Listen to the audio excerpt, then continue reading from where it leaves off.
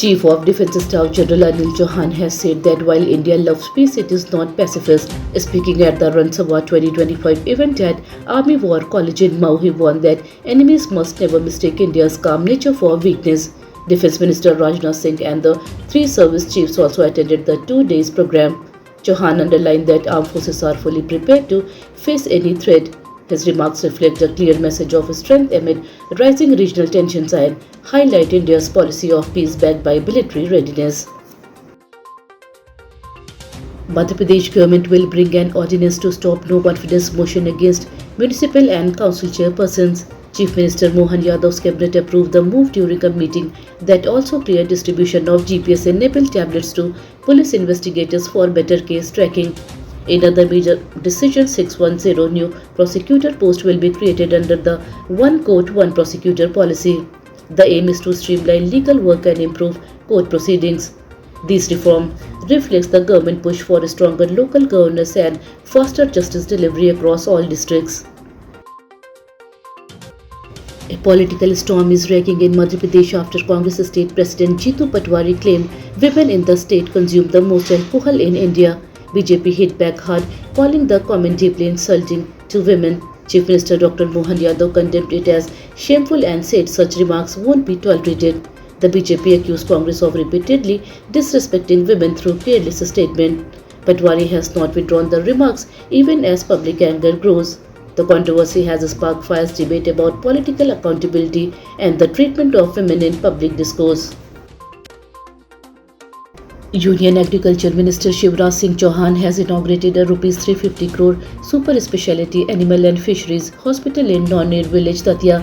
The facility is designed to treat not only domestic animals but also wildlife including tigers, elephants and leopards. Officials say this is a first of its kind hospital in Madhya Pradesh and will become a hub for advanced veterinary and wildlife care.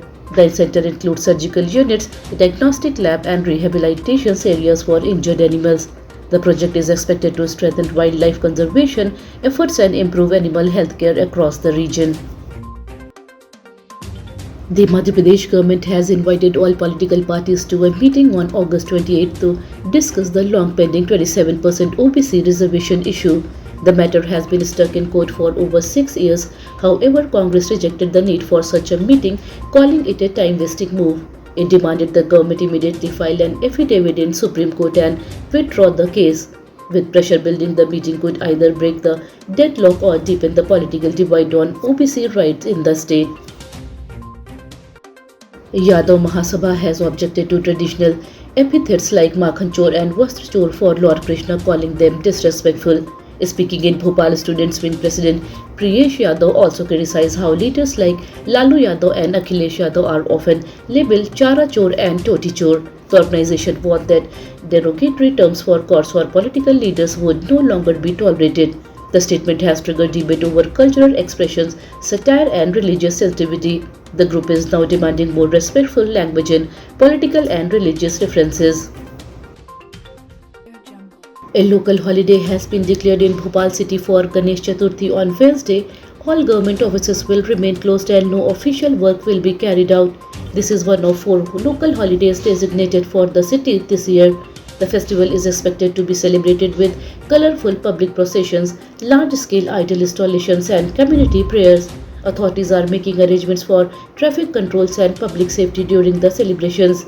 Bhopal residents are gearing up for the festivities with enthusiasm and devotion. Bhopal administration will begin surveying 99 acres of livestock department land at Anandpura Kokta bypass starting Wednesday. This comes after official cleared 7 illegal properties over the past 23 days, reclaiming land worth Rs 125 crore. The latest target is land allegedly linked to the Mashli family under the scanner for illegal occupation. 12 revenue officers have been assigned for the operation. Authorities say this is part of an ongoing crackdown on land mafia and encroachment. More action is expected in coming days as the cleanup drives intensifies. Bhupendra Raghuvanshi, a prominent liquor contractor and owner of pubs like Shosha and Skull in Indore, died by suicide after allegedly consuming poison. A note recovered from his home accuses a woman of blackmail. She allegedly threatened false rape charges and extorted Rs 25 lakhs from him. Police are now investigating the case and have taken digital evidence into custody. The death has sent shockwaves through Indore's nightlife industry. Friends and associates describe him as successful and well connected. Authorities say further action will follow based on the ongoing probe. A 13-year-old girl from Bhopal's Global Park city, Katara Hills, died by suicide after failing to find her civics notebook. The notebook was due for checking at school. Her mother scolded her in the morning before both parents left to drop her brothers. Left alone, the girl hanged herself.